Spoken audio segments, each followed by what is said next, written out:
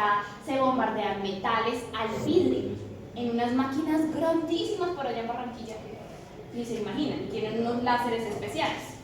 Eso cambia el color del vidrio. Entonces, como cambia el color del vidrio y en muchos espacios yo necesito buena iluminación, pues tengo que mirar el BT o el LT. También viene de 0 a 1. 0 a 1.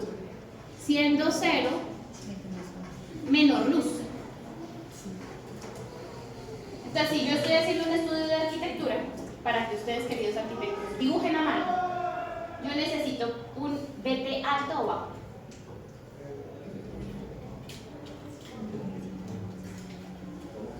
Si necesito hacer un estudio de arquitectura donde ustedes, arquitectos, dibujan a mano, necesito un BT alto o bajo. Alto para que haya iluminación suficiente. Sí, BT. Ya si les da calor o no les da calor, pues lo miran después ustedes según la orientación o el lugar. Entonces, tendrá que ver con cómo ustedes especifiquen acá estas cosas. Ya les voy a explicar más de eso. ¿Qué otra cosa miramos nosotros en la parte normativa?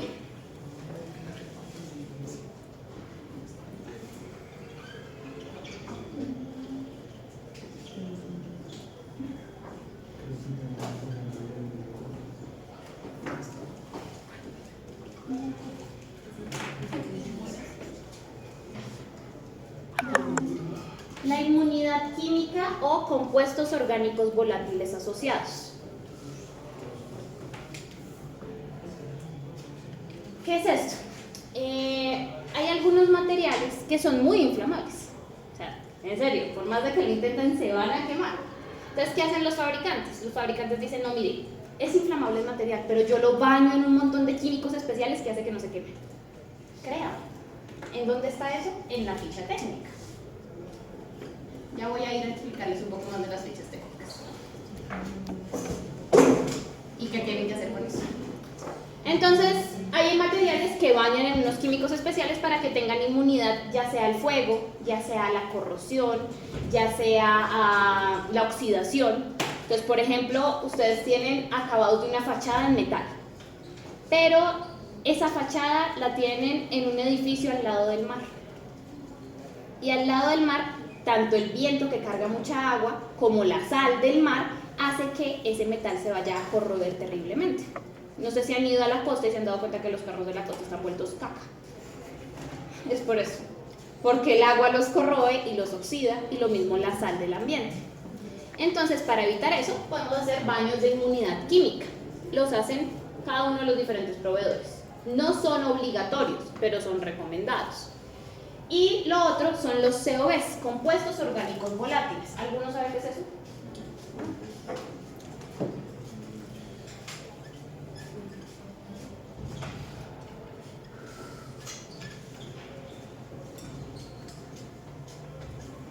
En inglés la sigla es VOC, para que lo sepan, porque pueden encontrar la información en inglés. Los compuestos orgánicos volátiles son partículas muy chiquitas de material que se desprenden del material sin que nosotros nos demos cuenta. ¿Qué tiene que ver esto con cualquier cosa? Con nuestra salud. Si tenemos materiales que sueltan muchos compuestos orgánicos volátiles, nos enfermamos. Ustedes seguramente han entrado a espacios en donde se sienten como que... Eso pasa con las tejas. Sí, las tejas estas de... ¿cómo se llama eso? Asbestos, eso. El asbesto lo prohibieron precisamente por los compuestos orgánicos volátiles que soltaba, que eran aparte cancerígenos. Todavía tenemos 1 millón de materiales que tienen muchos compuestos orgánicos volátiles. Por ejemplo, todos los conglomerados de madera tienden a tener compuestos orgánicos volátiles altísimos. Por eso ustedes no los ven ahí simplemente como el acabado final, sino siempre les ponen una terminación. Miren estas mesas. Estas mesas son de madera conglomerada, aplastadita. Ustedes no están viendo el acabado total de la madera, sino que encima tienen este plástico para protegerlos precisamente de esto. Por eso también cuando fuimos a la obra, ¿se acuerdan que habían unos materiales, una lana de aislamiento que nos mostraba el señor? La verde y una negra. Eso tocaba mirarlo siempre con tapabocas, porque esos es de los materiales que más compuestos orgánicos volátiles sueltan. Y son compuestos de fibra de vidrio, es decir, nos cortarían por dentro los pulmones. Sí, y pasa, y hay gente que ha muerto de eso, mucho. Entonces, toca verificar que los materiales que ustedes estén utilizando no tengan nada de esto, porque esto pues tiene que ver directamente con la salud de los ocupantes. Y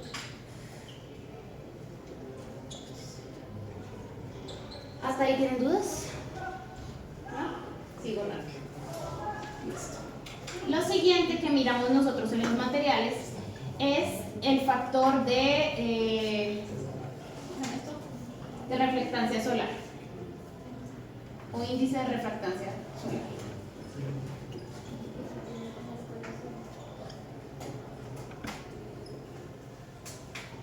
¿Alguno sabe qué es esto?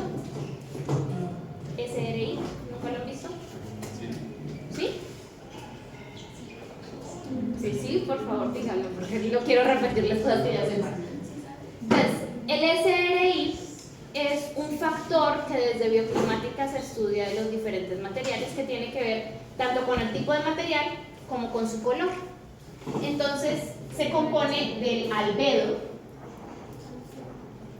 mezclado, más o menos, para que me entiendan, con la emisividad de un material.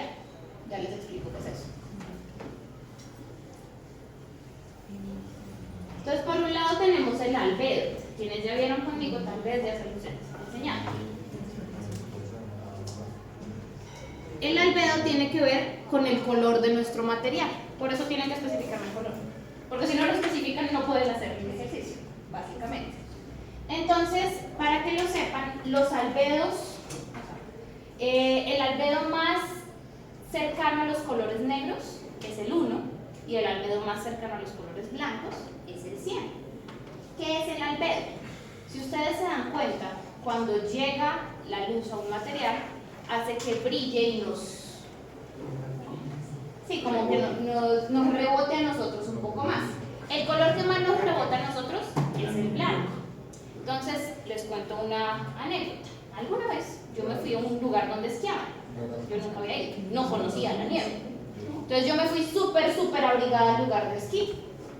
Pero me tocaba pasar por todo un campo de nieve. ¿Qué pasó? Me dio un calor tremendo. ¿Por qué? Porque estaba haciendo un sol muy fuerte y el sol llegaba a la nieve y la nieve me rebotaba a mí todo ese calor por ser absolutamente blanco. La nieve es totalmente blanca, es perfectamente blanca. Entonces, claro, llega esta onda larga y esta onda corta.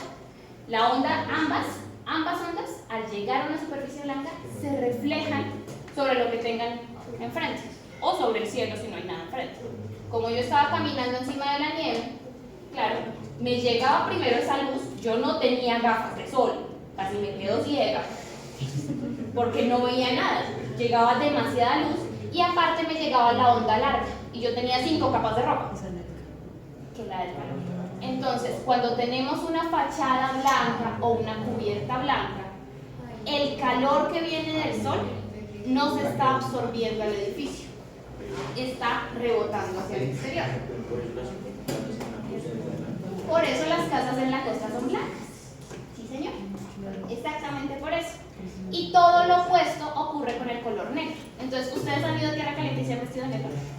Son muy burros. O sea, no se quieren. Porque, ¿qué pasa? Con el color negro pasa todo lo contrario. Absorbe todo el calor. Entonces, claro, me llega el calor del sol y la onda larga, ¿dónde se queda? En mí, en ese calor. Ahí, en el cuerpito.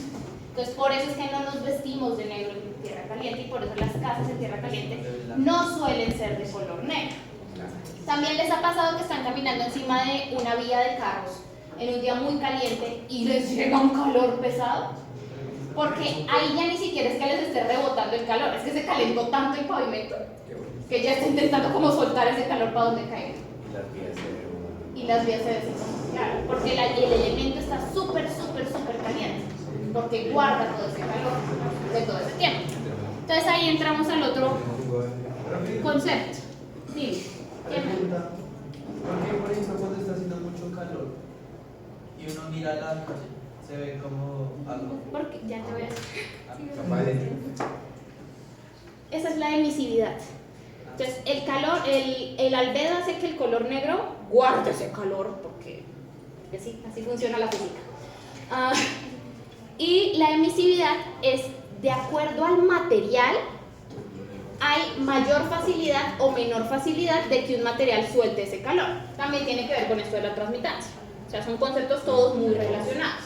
Entonces, por ejemplo, el pavimento, como es muy poroso, puede soltar ese calor hasta cierto punto, pero lo suelta hasta una altura no muy grande, que es la que ustedes ven cuando está haciendo mucho calor. Lo que están viendo son ondas de calor. Eso es lo que ven cuando pues está haciendo mucho calor y ven como ese espejismo encima de la vía. Por eso las piedras solitarias están en las zonas de concreto, ¿no? Concreto, algo que está haciendo. No, eso es por otra cosa. Pero tiene que ver con lo del color. Lo del color sí puede ser lo del concreto, pero no, lo están haciendo es más por la resistencia al tráfico. En fin, a lo que voy con esto es que ustedes tienen que verificar de acuerdo a la orientación de su edificio, o si quieren que el espacio sea caliente o frío, el color y el valor de ese índice de refractancia solar. Puede que no encuentren el SRI, eso puede pasar. Entonces, ¿qué podrían decir? Tendrían que poner ahí la nota de no se encontró el SRI, pero se encontró el albedo, o se encontró la emisividad, que es SR. No los confundan, por favor. SR y SRI no son lo mismo, porque el SR no tiene en cuenta el color, para que lo sepan. Albedo, SR. Albedo más SR es SRI. Wow. Más o menos, no es un más, o sea, no es que ustedes sumen ambos valores, para que me entiendan. O sea, este valor incluye considerar estas dos cosas. Si no encuentran este, pues me avisan este o este, pero con una notica. ¿Hasta ahí tienen dudas? ¿No? ¿Es mucha información? Yo sé. A esto me dedico para que lo sepan. Yo soy consultora de clima. Entonces, ¿qué más nos falta de esto? Dejemos ahí para que no se mueran ustedes. Y luego, la tercera cosa que nosotros miramos en cuanto al desempeño de los materiales es el desempeño ambiental. Entonces, esto es una cosa que es muy nueva de revisar. Es decir, en los años 90 les valía huevo. Nadie miraba eso. Y hacían con lo que sea que se les apareciera por ahí. Ahora sí lo miramos porque pues el mundo se está acabando y pues la idea es que no se mueran ustedes, no me muera yo, lo más probable es que ustedes se mueran. Eso dicen las proyecciones, solo les cuento. Entonces, para que ustedes no se mueran, toca encontrar materiales que tengan bajo carbono embebido.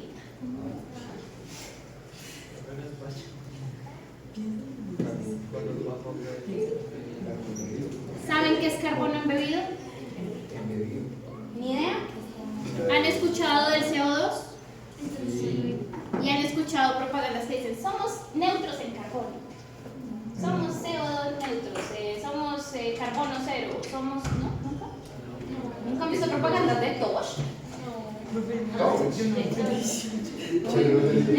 tampoco veo televisión, yo veo YouTube, yo veo Disney, yo veo igual que ustedes y me sale propaganda. No pago YouTube. El punto es que, ¿saben qué es CO2? ¿Sí? ¿Qué es? Dióxido de carbono. ¿Es bueno o es malo? Malo. Buenísimo. Buenísimo. Ni bueno ni malo. En términos generales, en la naturaleza, si el ser humano no hubiera hecho las cagadas que hizo, el CO2 sería bueno porque es de lo que se alimentan en parte las plantas. Hace parte del proceso de fotosíntesis.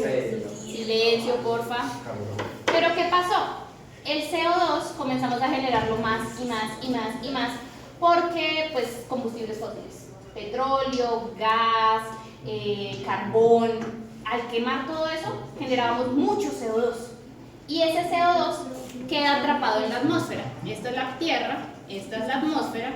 Y similar a como pasa con el efecto invernadero, de que tengo onda corta y onda larga, asuman ustedes que el CO2 llega en onda larga. No, asumen ustedes que el calor llega en onda larga. Y como tengo acá en todo esto tanto CO2, al tener tanto CO2 y el resto de gases efecto invernadero, se representan con esta sigla, gases efecto invernadero.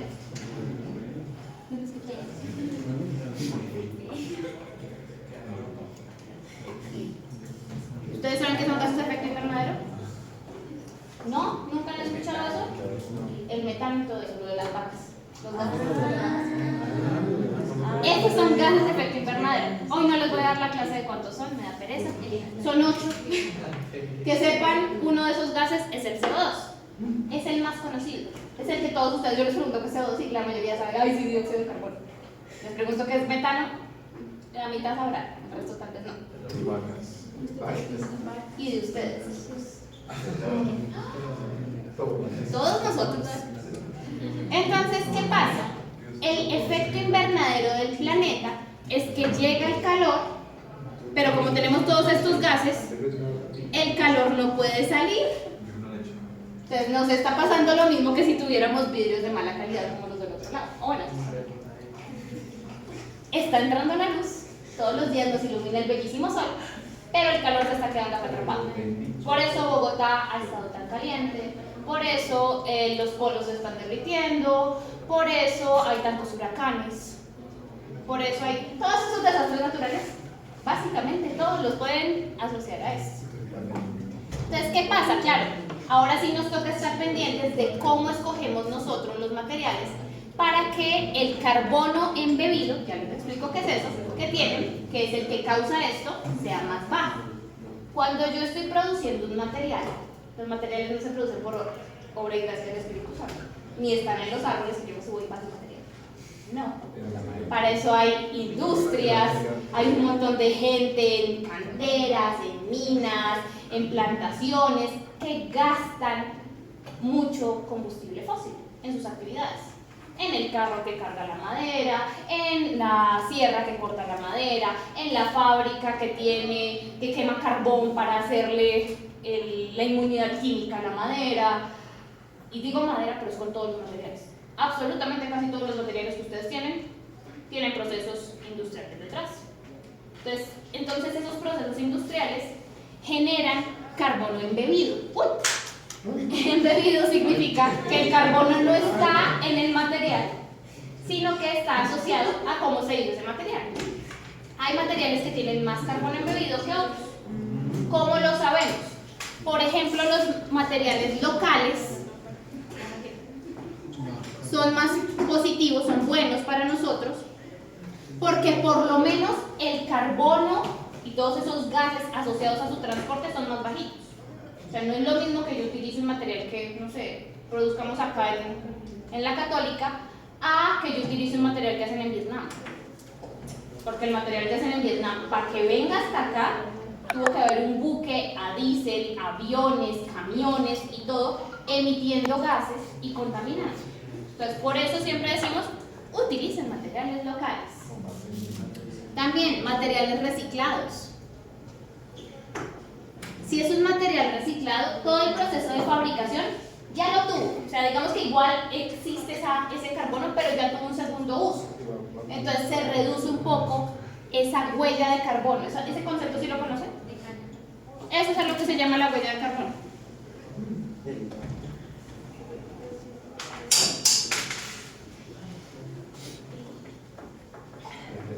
Entonces, bueno, cada material se supone que nos tienen que avisar cuál es su huella de carbono. O si nos dicen que es carbono neutral, es un material que de alguna manera no está emitiendo carbono a la atmósfera en su producción. ¿Cómo lo logran? A veces porque si vieran propaganda sabrían esto. Por ejemplo, produzco esta mesa y sí, esta mesa me tocó transportar gente, transportar la mesa, todo eso emitió un montón de gases, pero por cada mesa producida sembré 10 árboles. Entonces, como los árboles chupan el CO2, pues estoy equilibrando. Entonces me vuelvo carbono neutral o carbono cero. O puede ser que yo haga la mesa acá y la uso acá y ya, y no me moví a ningún lado. Entonces mis emisiones son muy, muy bajas. ¿Qué tienen que hacer ustedes? Mirar en cada uno de los materiales que van a utilizar todas estas cosas. Entonces, ¿cómo lo van a hacer?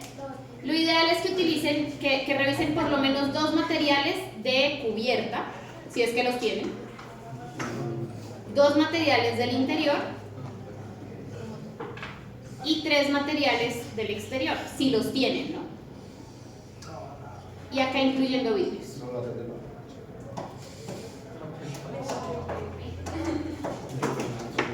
¿Por qué les pongo 3 al exterior? Porque puse materiales de fachada.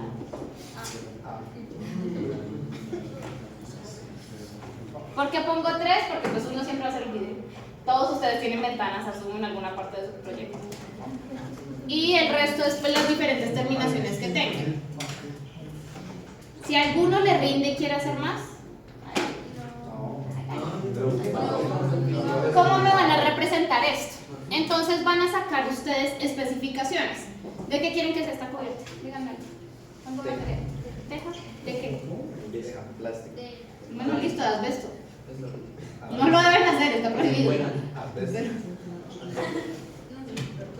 Para que sepa, prohibido, ¿no? Es un ejemplo, pero es un mal ejemplo. Entonces ponen la especificación de cuál es el material. Y abajito de esto me van a poner todos estos datos. Muy chiquito, ¿no? Entonces ponen SRI igual. ¿Qué chiqui por ahí? COBs. COBs si tienen en unidad química. Luego, inflamabilidad. Luego, valor U. Luego, bueno, este no necesita estos dos.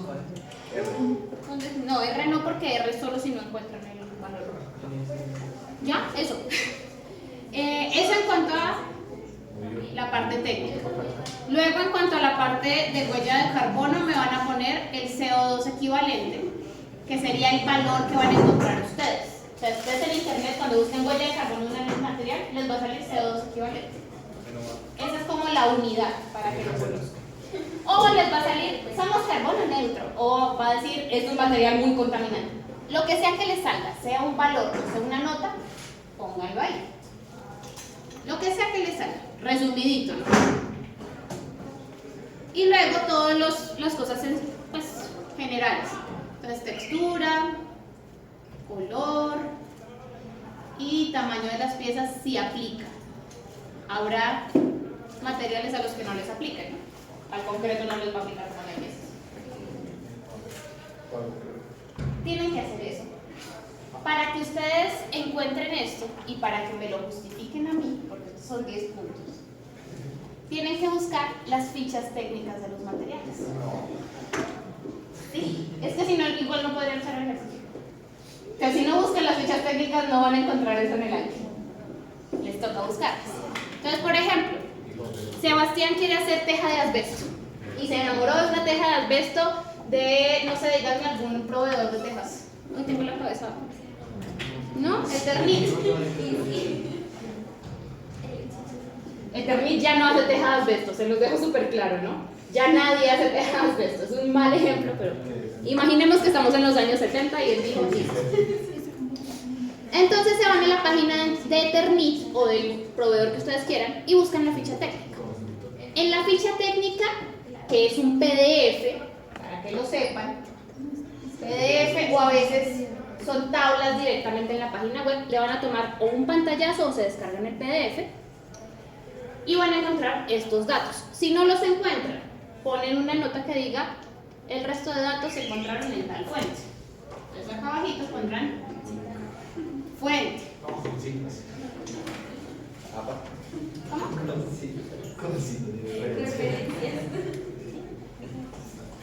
Entonces, no sé si se dieron cuenta, no sé si les llega a ustedes la notificación, pero anoche les hice una carpeta en nuestro hermoso Drive que se llama ejercicio materiales, corte fachada materiales, una cosa así. Ahorita les paso el link. Entonces, en esa carpeta me van a subir, por favor, ¿dónde anoto eso?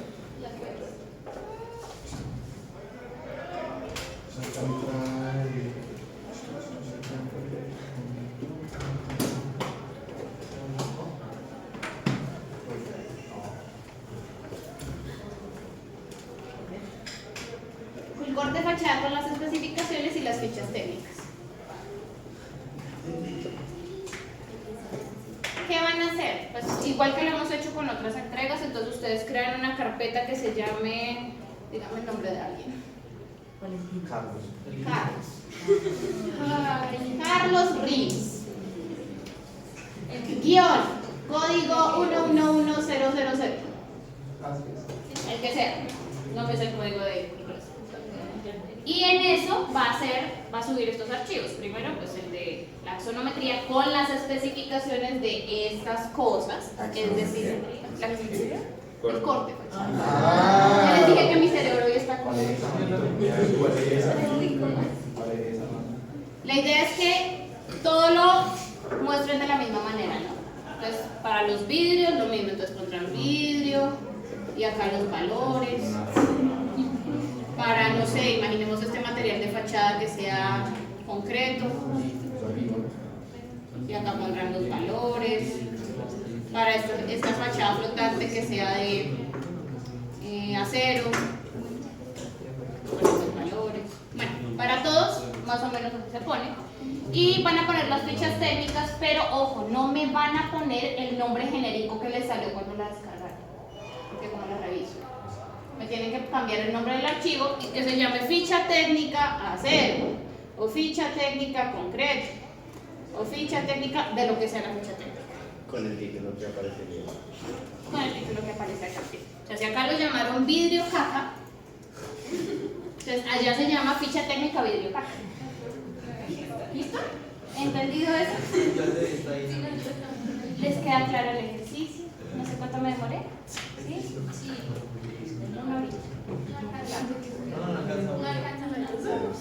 Adelante porque les van a surgir dudas. ¿Se los quiero